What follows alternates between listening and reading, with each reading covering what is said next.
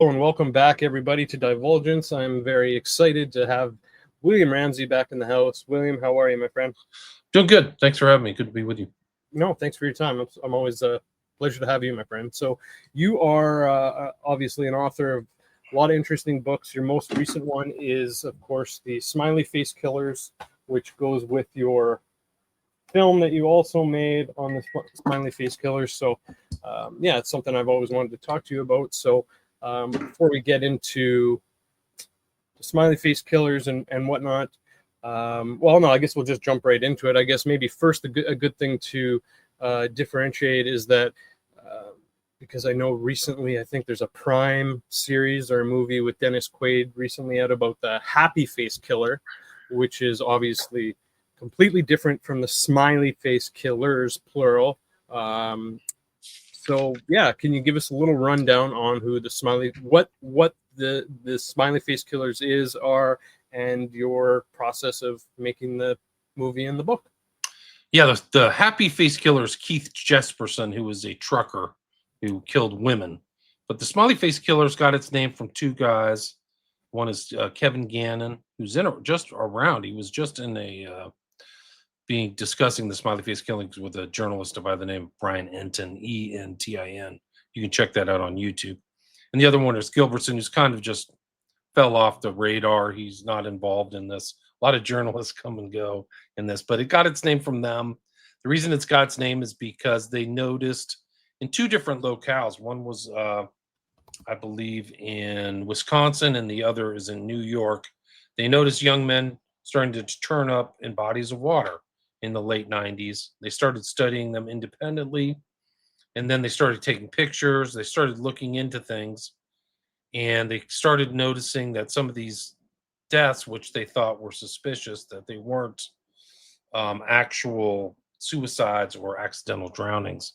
They thought there were more to the story, but they saw this spray painted picture of a smiley face near some of these. So it got this kind of phenomenon of a young man disappearing at night, always at night, later to be found missing for oftentimes days, weeks, sometimes almost a month, later to be found in a body of water. Got the name the Smiley Face Killers, and that's it. And it's kind of started. There were like earlier cases. There's been like, the mafia has dumped people in water, so it's gone back. But these specific cases kind of go all the way back to a guy by the name of Patrick McNeil. He was a Fordham University student, and he fit all the profile of this smiley face killing type person. He was a young guy. He was at a bar. He started acting strange. He left to go back to his university. Somebody was following him. Somebody was seen following him. And then he disappeared to be later found downriver in a water treatment facility. And that's kind of year zero, like late 90s, 1997, I believe. And then it's just kind of compounded and morphed in different locations and different cities over the last 25, 30-year period. And it's only grown. I've studied probably 500 cases internationally. I don't know if you know this, but I've done another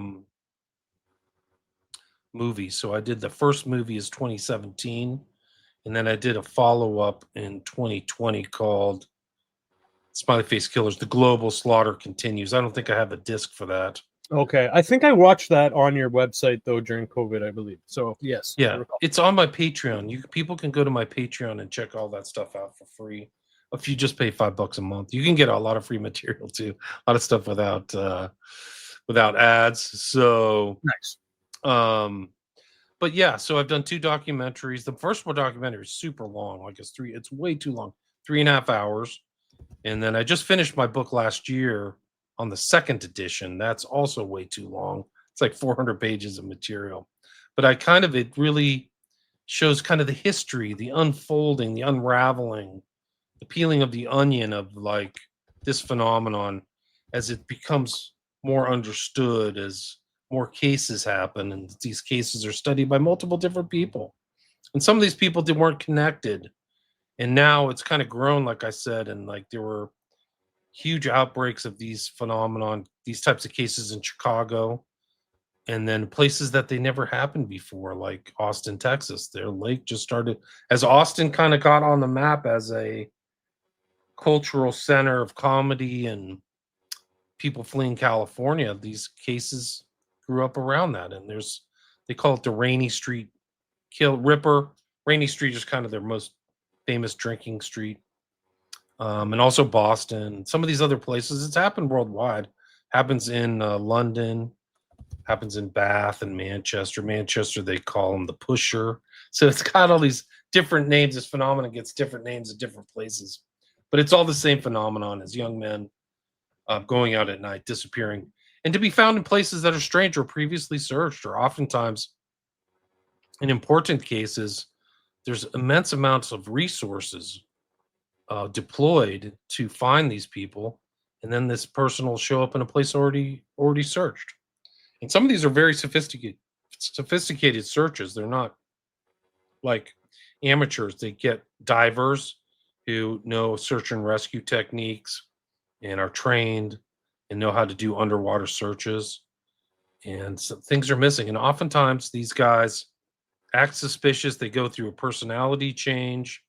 Their phones are found where, they decide to drown themselves supposedly while putting their phone down, or their phone is smashed, or the phone goes a different direction from where they're supposed to be going. And there's so many cases like this. It's just, and I literally couldn't keep up. Like, there's just been so many cases and so many things, but I tried to get as many cases as I could inside this 400-page book that I published in 2024.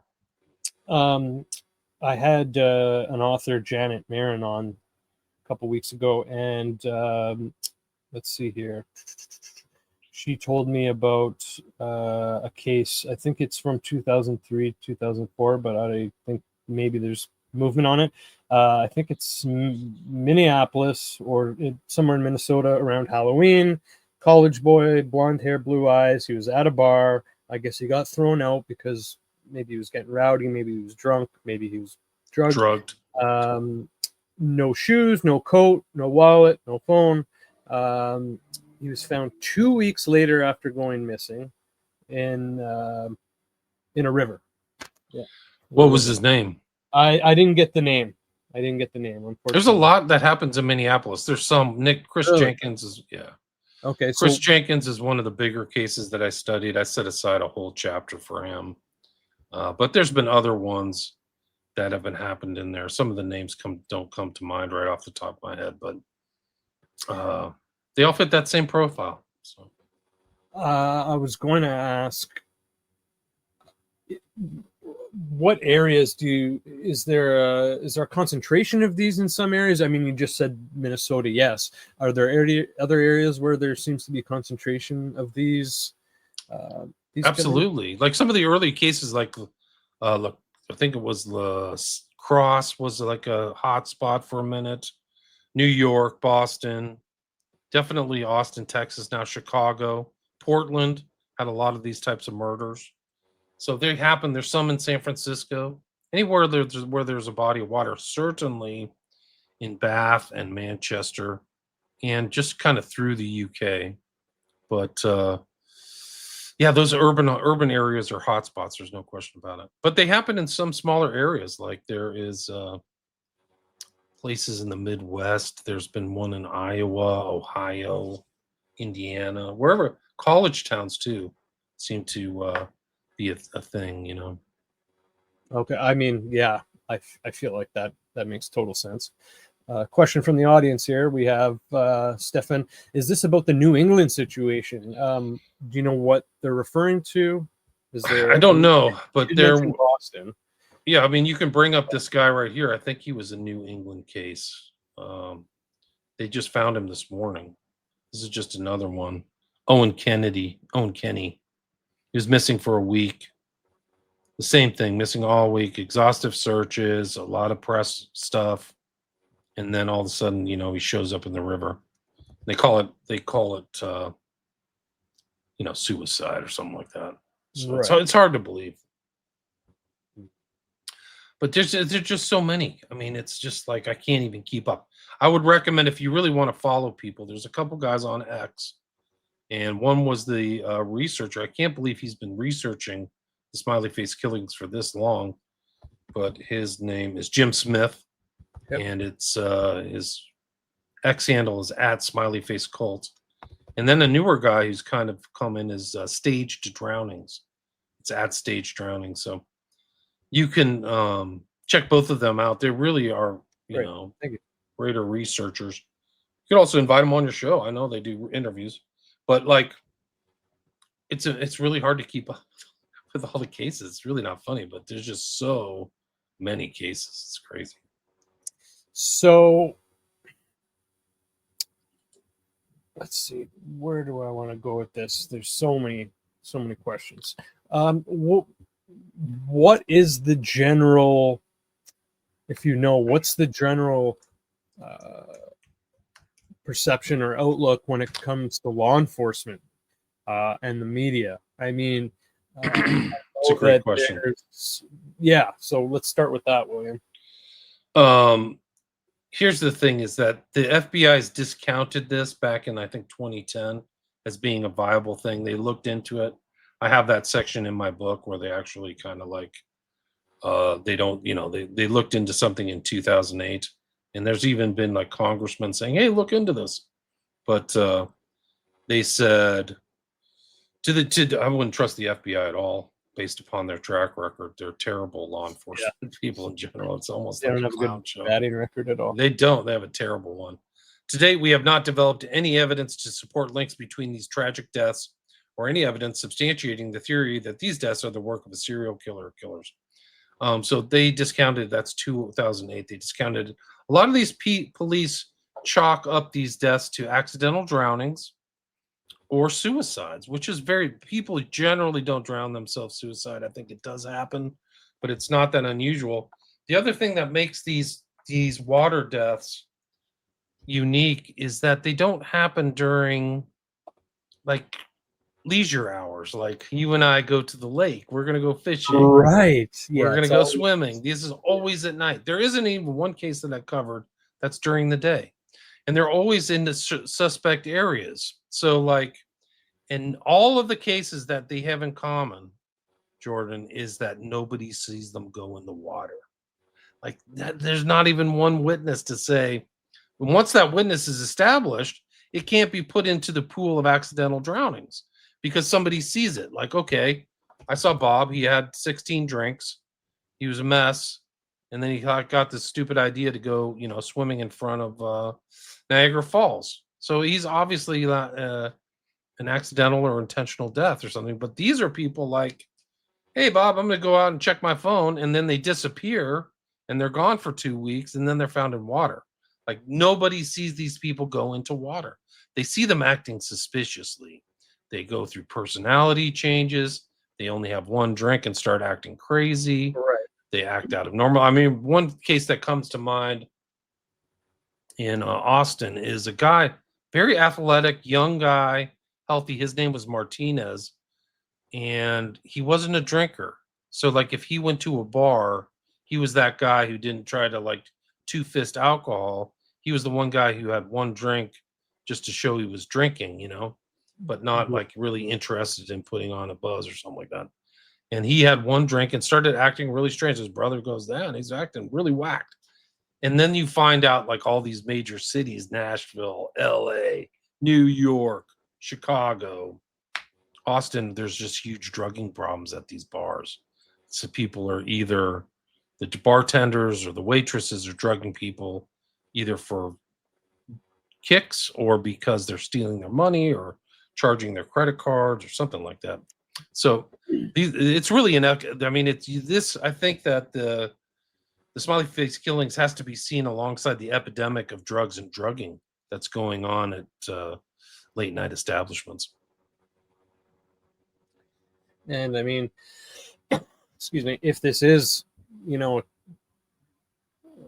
a serial killing conspiracy of some sort, then I feel like they would definitely be taking advantage of that aspect of things of just like the case we spoke of where the guy got kicked out of the bar, or like you're talking about how their personality changes, they're likely getting drugged, and it's just something that happens, unfortunately. But it's also seems to be one of the many connections that these cases seem to have, either a small handful or a large handful of similarities and connections. So it's interesting that law enforcement is, putting out the notion that, we don't see any connections to even think that, it might be a serial killer or killers.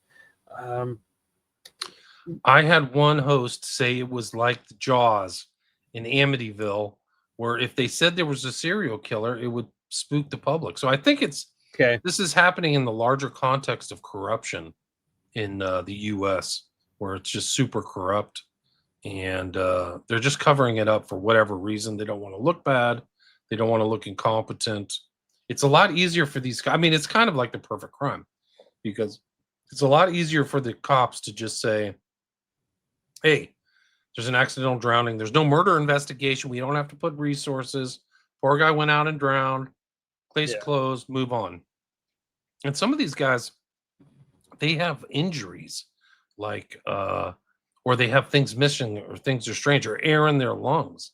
There was a huge case last year about Riley Strain in Nashville, huge drugging problem, missing for 2 weeks, international news, all kinds of FBI analysts and true crime people. Where's Riley? He wandered off. A good-looking guy, fits the profile, a young, good-looking guy, and he's found 2 weeks without his phone. Like, why did he throw his phone before he tried to drown himself? And his pants are missing, and there's air in his lungs, which is not consistent with drowning. They call it a dry drowning or something like that, but it's not that common. Right. So why isn't he actually officially drowned? And why is he found in previously searched areas? They're searching for Riley Strain in that river, which is not challenging. I'm old and I could probably swim across it without much of a challenge. Why is this happening to him? And then the cop literally finds his body and makes a judgment on the spot, and they don't even look into it, like nothing strange. So there's no inquiry, inquest. Why do we miss this? How do we lose this? So it's a very strange situation. Like, there's high strangeness. Like, these people disappear off of CCTV, like somebody's watching them, like why isn't the CCTV catching a lot of this stuff? So it's almost like there's a predator or predators. And people said, do you think it's one serial killer? Of course not. Do I think it's kind of a network? Right. Yeah. I mean, even Gannon just the other day, I mean, he was on this guy, Brian Enton's show. He's like, the Smiley Face Killers network. He believes there's a connected network. And I think it's accurate. Like, so let's talk about that. Yeah. Yeah. So, like, some people are interested, they start modeling agencies because they like young girls, or they're pedophiles. So they go join the Boy Scouts, or get access to kids. And I think these are people who like young men. So they are in a group of people who that's their key victim group, whereas, or like we talked about Jesperson, he seemed to want to kill women. So this is just another thing where this is happening. And I think I had a whole section in my new book called basically like the similarities between the criminal cases. So I did it SFK offender typology. Yeah, there it is. And so all these there's other serial killers who've targeted young men. And I think that they're instructive because they kind of go through the same thing. Where do they go? They go to bars. They're on gay apps, things like that. So they're in their own community and doing stuff and traveling around. They're almost like Jeffrey Dahmer too, actually. Dude, you just read my mind. You literally just read my mind. I didn't want to interrupt, but it's just like Jeffrey Dahmer. Like, he's taking advantage. I mean, he was obviously interested in the gay, gay. He was a known member of the gay lifestyle. Like, he was a known member of the gay community, and but he was also a drugger. He was also he was a drugger, exactly. And he got kicked out, I think, of one bathhouse because of drugging, like repeated drugging. Yeah, so, at least one. Yeah, that's correct. And there's other cases like that. There's a guy, Stephen Port, outside of London, who killed people. He was a serial killer. He would use GHB and drug people. So like that's how you could find people perpetrating this crime, is like they're into using drugs to get victims. And there was like the most successful rapist of all time in the UK. His name was Reynard Sinaga, a dude from Indonesia. You would not even, if you walked by him and like on a street, you wouldn't even get a threatening vibe. He's the least threatening person imaginable. Oh, Kind of like wow. an Asian dude, Yeah. 5'9", openly gay, went to gay churches, these kind of gay churches. Yeah, Reynard Sinaga. Does that guy look threatening to you? Nope. That's the most successful rapist in the UK history. And he would go out. What he would do is like sleep until 2 a.m. and then go to the bars and look for victims, bring them back, drug them, and rape them and film them. The reason they know he was a mega rapist is because he took videos of it and they had it all. So was this guy? What if he was drugging people and he overdrugged somebody, right? Yeah. Or something like that, and then he had to dump the body. Victims 136 to 206. What plus 206 Bro, plus? That's in a the big span of wow. 2 years. Like Yeah, look at this. Holy man, Wakefield. Oh my god. Jordan. But this is just the years that they had him That they know. Right. Exactly. Precisely. Yeah. So that's like, I mean, but then the other thing that's really interesting about this case, which they'll probably mention even on the Wikipedia, is that they covered it up. They didn't even have any publication or any publicity. They didn't notify the media. They just said we convicted a guy. It was so weird. There was some kind of there was some kind of weird like thing from the top where they never publicized the case. They went after people, but it's such an important case. Why isn't it in the media? It never hit the media until after they convicted him. Isn't that crazy? I think it might even be. Yeah. That is He has odd. a whole life order or something like. I mean, he had 150, 200, and look at all the victims of Smiley Face Killers. There's 500 victims. So like, people are out there.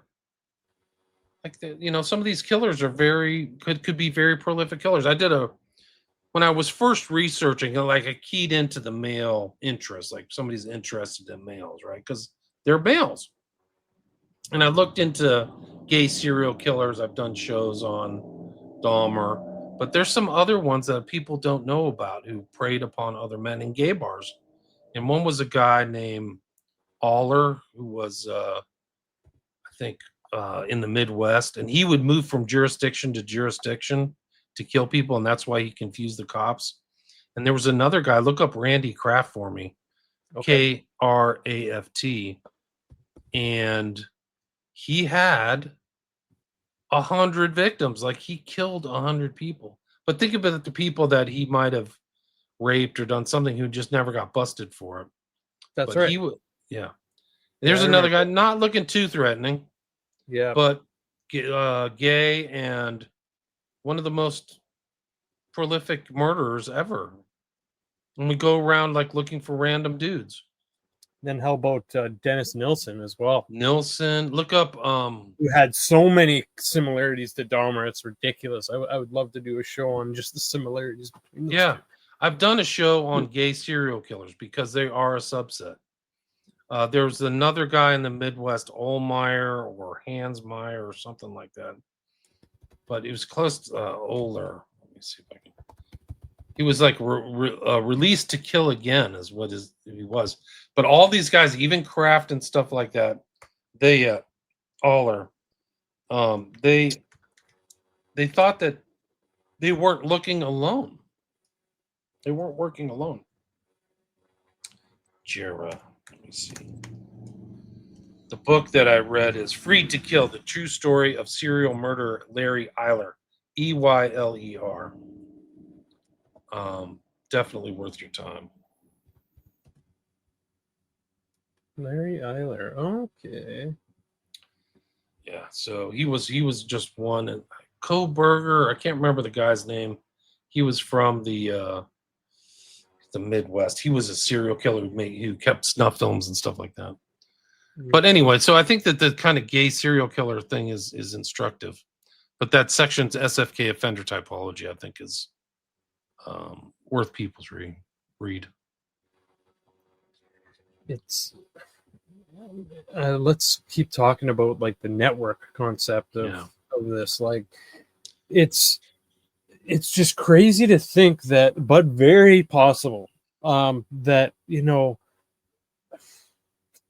somehow maybe two guys met or a few guys met, and then it just turned into what it is now through years of patience and recruitment and, you know, and networking and people with a similar interest.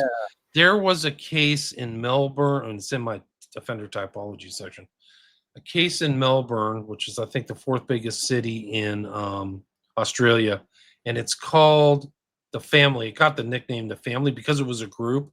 There was one kind of central character, but it fit kind of like the profile of what an offender would do. There was a group of guys, they were gay, and they would go out looking for random people, and they would drug them and keep them. And then when they were done, like, they would keep them for a while and do horrible things. And then they were done, they would dump the bodies.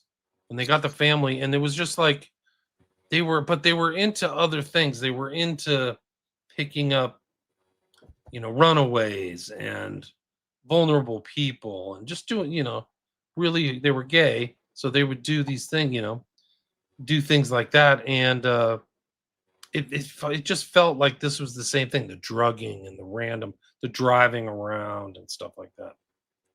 And I think just to add, one of the things is why the law enforcement, you mentioned the law enforcement earlier.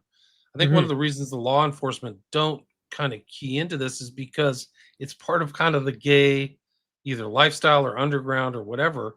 And so some of these other cops who aren't gay, they don't understand the way these guys think and operate. So because they're part of that network, so they just don't know, you know, the kind of gay life, cruising lifestyle, and the kind of gay, you know, what they do.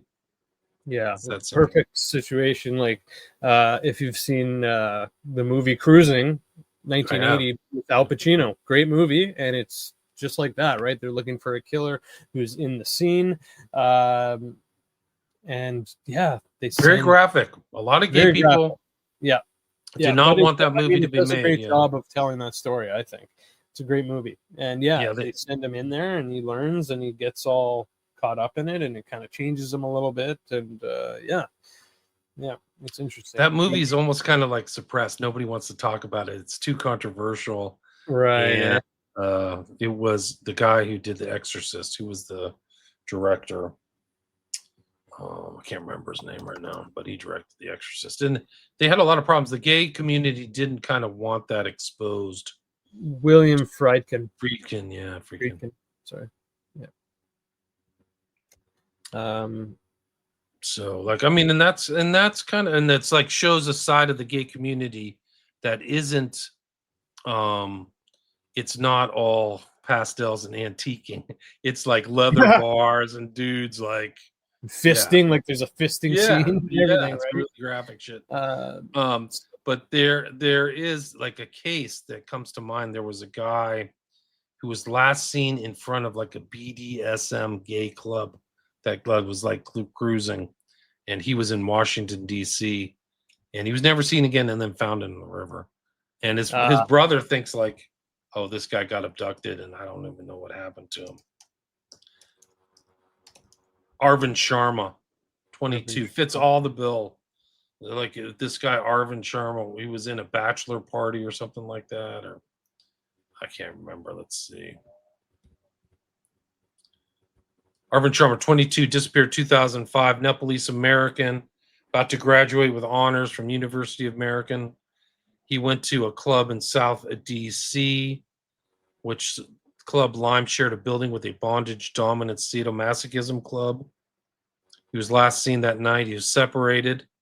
Arvind Sharma's brother Ashish said either someone slipped something into his drink and took him out the front door, or something happened at the club. He walked in on it and saw something he wasn't supposed to. there was some foul play involved. 9 days after he disappeared, the body of Arvin Sharma was found upstream from where he was last seen. Hmm. They all fit the same bill. They Yeah, all, man. That's what I'm saying. Like, for sure, you got that right. And I mean, it just goes on and on. That's kind of like the whole theme of the book is like it's the same pattern over and over. So I think it's, if you talk about a network, there's an underground culture of this heavy duty stuff. I'm not saying these people are all murderers or anything, but I think I researched for either the first or the second book, this documentary called Kink, which is like a BDSM thing, but in the technological thing. So there's a place in San Francisco where they took over this old like foundry or something like that. And they would do heavy duty porn and stream it in, and people would pay to watch it. Right. So these were all supposedly voluntary. I'm assuming voluntary, but like people would pay to watch it. So that's how they raised millions of dollars. So people all over the world would watch literal fake drownings and stuff, like torture drownings and torture, and it raised tens of millions of dollars. So the interest in this kind of stuff is out there. People have heard the notion of a red room, snuff flicks, and things like that. Like, it gets really, really dark. And something like that may be happening with some of these cases. Yeah, absolutely, very possible. I mean, the possibilities are, pretty wild in this case. It's just crazy that, I mean, do you know much about some of these? I mean, are pretty much all these cases unsolved? Is that all of these cases are not seen as murders? They are accidental. William, damn it! So they're never going to look into it. Oh, god damn it, man! That's okay. All right. So that's the whole thing. These aren't murders to them. To me, these are all suspicious drownings. I've taken cases off of my list, like in certain circumstances where the family says no way, or this wasn't suspicious at all. But like all these other ones stay on there. A lot of the giveaway is the family. The family will come in and say, this is way outside of the common behavior of my loved one. They just would not do that. They weren't heavy drinkers. They don't use hard drugs. Right. They're just not this type of person. They're totally responsible. And all of a sudden they start acting crazy and disappear and wander off and, start slurring their words, and it just doesn't add up. And I mean, some of these cases are so obviously foul play, like people disappearing for 40 days. They're found in water and they're perfectly good shape. I talked about Riley Strain earlier, and he was found in pretty good shape. He should have been, when people pass away, their bodies decay. Right. So he should have been in a state of decay. And according to my sources, he wasn't. They never mentioned that. So where is he for this period of time? Thank you. Things happen. Usually, like, there's stats. Like, if somebody falls in water, they're found within a mile of where, like 80% of the time, they're found within a mile of where they fell in the water. He wasn't. Like, these are really simple. They do so many statistics and so much research into forensics that they have drowning facts and things that happen to bodies and what temperatures, and studies have already been done. Like, for the criminal forensics and scientific forensics on all this stuff is all very well established over time. Like, it's all science. So why are these guys things happening to them outside the realm of science? So that goes into what you were also talking about how people. It's kind of like the movie. Have you seen the movie Chained? No, I don't know that. With Vincent D'Onofrio. No, what's it about? Essentially, he's a taxi driver and a serial killer, and he basically captures. The story is he captures a mom and her son, he kills the mom because that's what he does. He picks people up and he kills them, but he keeps the son alive and like trains him to do what he does. And it's about, he comes home every few nights with a girl. There's a whole process. They keep them alive for so long. There's usually sometimes drugging or sexual stuff involved. Wow. And then they kill them off and bury them under the house. So, it just goes into what you're saying. If they're being found, so much time has passed, but they're not looking so bad in terms of decomposition and whatnot, then, I mean, these people must be being captured, right? And something's going on with them, and then they're being killed and dumped at a later date in water, usually. It's weird. I studied a guy. He was from the area of where a lot of these cases happened. His name was Edward Lamphere, and he literally would abduct boys. So externally, he was heterosexual. I think he was married, but he liked men. Like, that's the whole thing. Like, he had, he was bisexual, but he would get people and chain them up. And one guy got out. He escaped. And so how many other victims did he have? Like, we don't know. Like, sometimes these guys only get busted for one victim, but they've been on a thing. Another good example of somebody I've studied is Rex Heuermann, who didn't get busted until he was 56. And they say serial killers start killing in their teens or 20s. So, like, how many people did Rex Heuermann get away with? Like, that was his that's what he did for kicks. Like, he liked the whole thinking process of it too. Gacy, you mentioned Gacy, Jordan. Like, these guys have very similar things. Gacy's last 4 victims were all thrown in a lake south of Chicago. They were all thrown in a river. And same thing with the Atlanta child killings. They're all thrown in water. Oh, that's a wild one. The Atlanta child killings. So the average person isn't going to, thank God, the average person isn't going to think like that.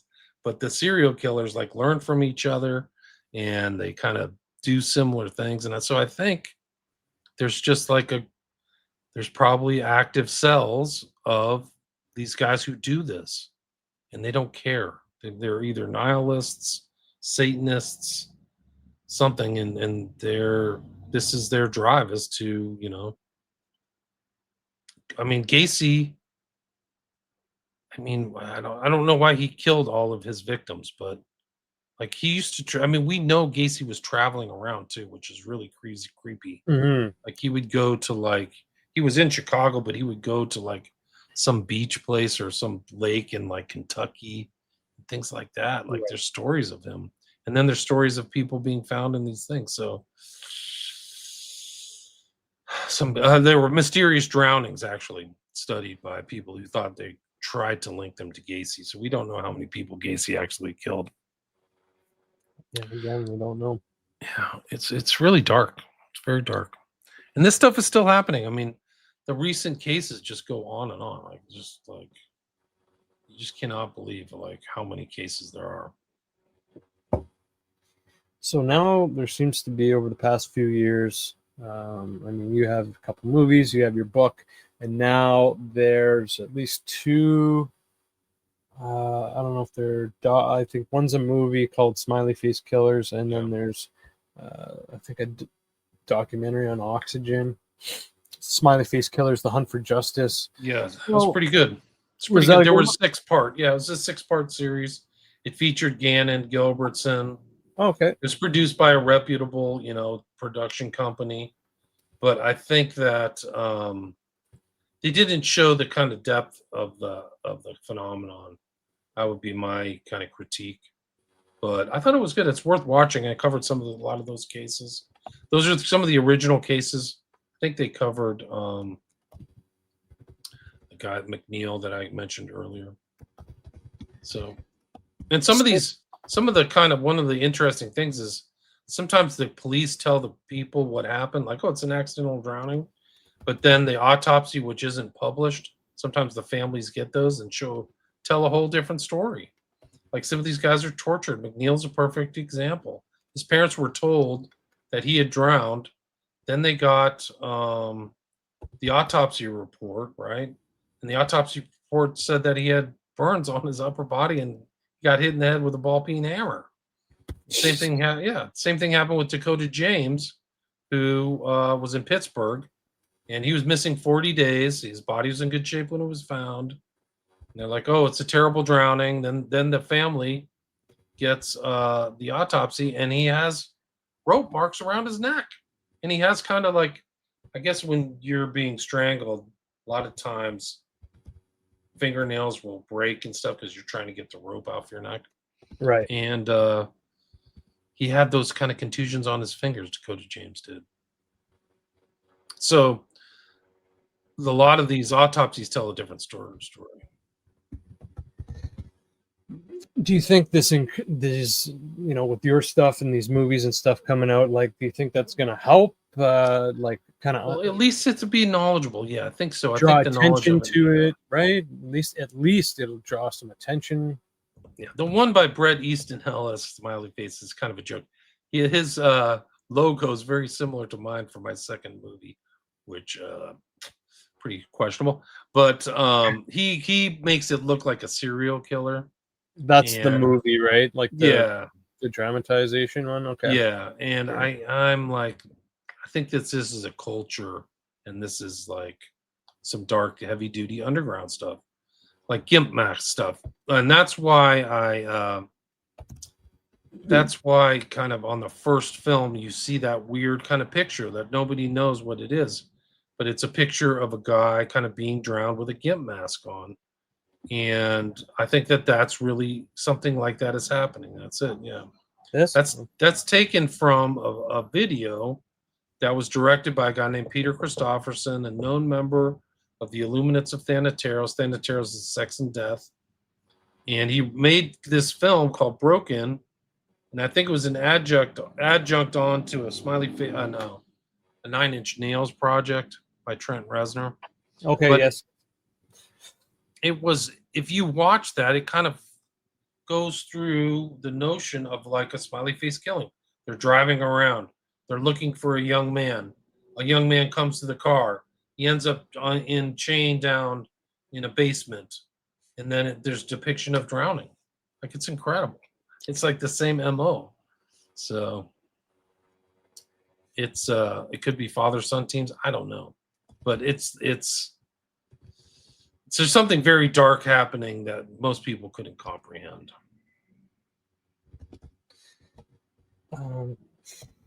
Jesus, man.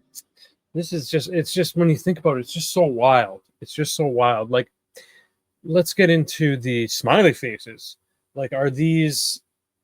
This is obviously one of the other connections. It's one of the threads that makes the sweater that make them look so similar.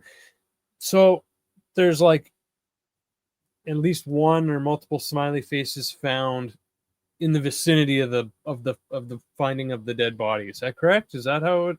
That's how it got its name, and so it kind of, the tradition kind of continues to this day. There's other ones that are kind of fairly recent that people have found smiley faces, but it's I don't know if it's as prevalent as what Gannon and Gilbertson found at the beginning. But and what's your thought on that? Do you think it's just a calling card? It's a tag. Okay. It's just like anybody else makes at this point, right? I don't, because there is the use of a smiley face in kind of an occult context in culture, and I have a whole chapter in my book about that, just like going through Alan Moore, and it's in Fight Club and all these other contexts where it's used as kind of like a symbol of something. Like, I'm not initiated, but it seems like I've heard other people use this symbol as like a sign of kind of like tragedy and laughter at the same time. So I've heard that like that kind of depicts what these are, is laughing at somebody else's tragedy.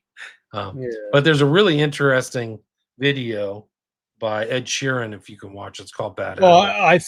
Every time I'm at the gym, William, and they have it on the screen when I'm at the gym, sometimes every time I see it, I think of you, because I see that freaking smiley face every time. Yeah, man. Yeah. It's worse than that. It's a depiction of Order of Nine Angles ideology from beginning to end, because the sun goes down, he transforms into kind of a vampire. There's the mundanes are everywhere, and then the sun comes back up and he transforms back into himself. This is like standard 098 ideology to a T. He's a vampire bat. He's upside down on the ceiling. It's really incredible. So it is a expression of like the darkest magic, and he has very strange friends. He has a smiley face on his body, and so like these guys, some of them operate in a different way that you would never know, you know. So you could walk by somebody, like, I mean, imagine what it was like knowing Jeffrey Dahmer and you didn't know the extent of his crimes. Like he was murdering people for years, right? Like, you didn't know the extent of it until he got arrested and then like told everybody. So something like that could be happening with other people in other parts of the country, whether it's Austin or Chicago, New York, or Boston. So they could just like Ed Sheeran in that video, he kind of just blends into the normal crowd.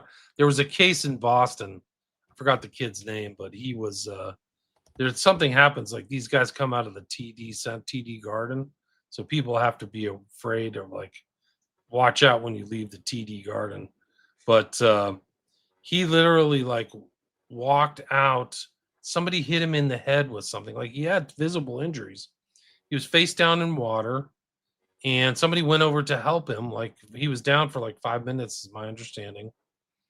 But when they got there, they took a picture. There was somebody else there who was there before the guy went to save him. And they have a picture of him, but nobody looked into it. Nobody found that guy ever. So it's like there are literally moments there where they could literally have found somebody doing these crimes where they just let them slip through their hands. Wow. And when was this, William? This was 2022. Oh my God. Yeah, it's chapter 26 in the book. Injured man rescued from water near TD Garden, downtown Boston. Okay. He actually is on a podcast. You can see it. It's on episode 13. If you couldn't look it up, episode 13, Smiley Face Survivor Speaks Out. Gotcha. Okay. Wow. I mean, do you think that because like to kind of start cracking this open is to essentially start taking these deaths more seriously and start doing autopsies and investigations, right? Treat them like they're crimes. Absolutely. Right, because all these clues and whatnot are just slipping right through their fingers because they're just checking the wrong box in the form, right? They're checking suicide or accident or whatever. So. Yeah. I don't think they're incentivized to really go that deep and actually feel like this is a trick crime. The interesting thing is that in other circumstances, you hear of fake suicides. You hear of fake people falling downstairs. You hear about faked other stuff. So, like, why wouldn't they think other people would fake a death in another circumstance? It's just a lot easier. The other thing is, like, some of these are so suspicious. The fact that places have already been searched, like there's been reservoirs, like this is a limited body of water. They've been searched, and then somebody shows up and they're just like, oh, accidental drowning. Like it's almost like negligence on the part of law enforcement. That's my thought on it, really, because there's just so many head scratching details and connections of details in these cases that absolutely it just seems like pure negligence and incompetence. Have you ever spoken to anyone in law enforcement about these cases? Not in great detail, No. Okay. I mean, I've tried to get information from the cops, and it's just like it's talking to a brick wall. They literally don't know. Yeah. I think that I actually have come to the conclusion that some of the medical examiners in some of these big cities are super corrupt, and they're part of the political machine. So a lot of these jobs are handed out as part of a political machinery. Okay. And so the medical examiners might not be on the up and up. Yeah, that's unfortunate. It's just amazing I mean, yeah, I mean, anyone can get corrupted, right? So it's just you got to get the focal points in the operations so that you can get away with what you want or get done what you want without people asking too many I don't think questions. it's outside the realm of possibility in these days. And so, there may be payoffs. I'm not saying even in this, but in other situations, it's like people may get threatened or they may be in there for a reason. I don't know. But um, some of these are just like they strain credulity that somebody would do that. Like I think even in the case of Dakota James, the medical examiner didn't write in there that he had like ligature marks on his neck, but it went over to Dr. Cyril Wecht, who's like an independent examiner. And he said, "Well, what's this? Because I can see it with I can see the pictures too. I've seen him. I've seen him with my own eyes.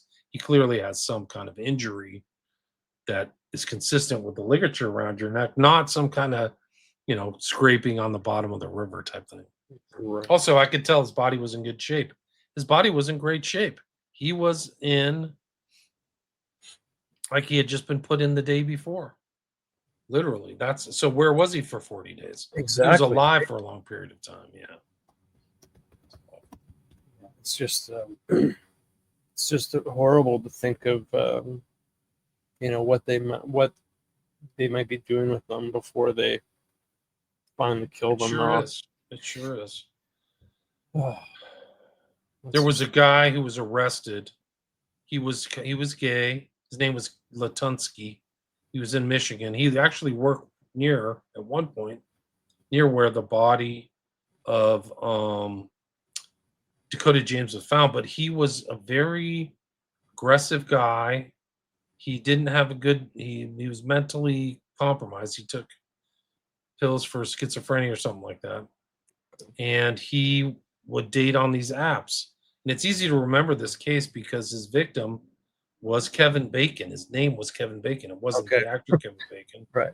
but he was on a dating app and he went to his house. And this guy Latunsky had a dungeon downstairs and he killed the guy in his dungeon for whatever reason. And he ate his testicles. And Wow.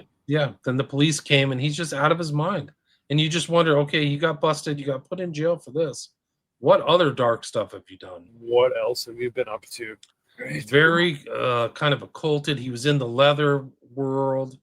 He hated Christians. He was there. Like a social media showed that he like didn't like everybody was evangelical and they're all bad. So like you can kind of see this kind of personality similarities between some of these killers. There are a lot of them are in the same stuff, leather,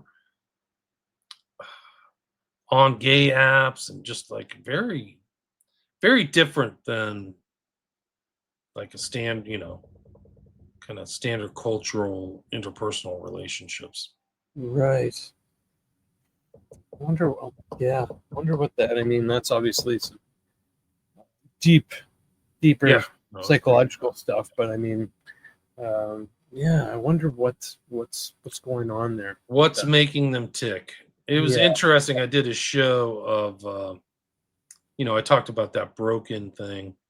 And then I heard on Rogan was talking to Tim Dillon, and they're like, "Yeah, I do think there's a serial killer in Austin because Rogan lives there now." And Yeah. they were using the word broken. Somebody's very broken to do this, and it's interesting because it just the concept kind of overlaps with the documentary that I did in 2017 based on Broken with that picture. So Okay. I think that there's people out there who are very broken for whatever reason. I don't know. Latunsky's a strange character. There's been a couple documentaries about him, but like formerly married, then got into like the gay lifestyle, like has 4 kids, got into the gay lifestyle, and just decided to kill some kid named Kevin Bacon, and I think he was into the occult too, if I remember correctly. I'd have to go back there and look at that. Which is, yeah, something that comes up Right. It's a common denominator. Yeah. No question.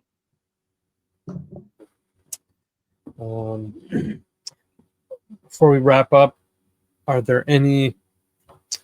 I mean, what's some of the most what's the most amazing thing or wild thing that you've learned during your um, research into this? I mean, it's just a crazy topic to begin with, right? Like, Yeah, it doesn't. Yeah, at first glance, you could not believe why would somebody go and fake these drownings? Like, what's the motive? Why would you do this? Would you kill somebody randomly that's for what we should whatever reason? And the answer is complex. It's that you're broken, you're strange, not you're not within the parameters of conventional society. One of the strangest things I have is researching this case could have broken the entire Smiley Face Killers case. Is the case of Scarlett Blake, in which I write about in my book, in Oxford, where this person literally went out with a mask and stalked somebody to kill them and drown them in a smiley face killing kind of thing. Like, he literally did that. He didn't get caught, so he committed the perfect crime. This person, his victim was Jorge Serrano. He had a Spanish last name. I can't remember offhand, but Jorge Carreño. And he literally was found in a very small pond, face down, drowning. And the police were mystified. His family was mystified. There was a memorial. This guy, Scarlett Blake, went to the memorial. His killer was seen there taking pictures or being pictured. And nobody knew why until this guy, Scarlett Blake, 2 years later confessed to his trans boyfriend. And the trans boyfriend taught police.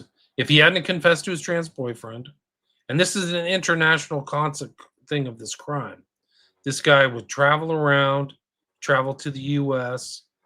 His boyfriend was from Austin, Texas, of all places, or something like Colorado. He had been to the United States, but they busted him for this one case, Jorge Carreño, in Oxford in the UK. But he never got caught for anything else. What other wrongdoings has he been up to? It could have been cracked open the case. Are these guys communicating with each other, planning crimes? He was like another killer out of Canada. His name was Luca Magnotta, if you remember him. Yep. Scarlett Blake got started by killing a cat and sticking it in a blender. Oh, God. Yeah, of course. And then he said, I wonder what it would be like to do this to a human being. And now he's in jail for, I think, the rest of his life. But they covered everything up. The police kept calling him his trans name. Like, they don't even reference him by his birth name. So you could do both. So Scarlett Blake is like Marilyn Monroe or something. It's fake. So they should have found he's of Asian descent. Another kind of non-threatening guy. Like, not a big, burly.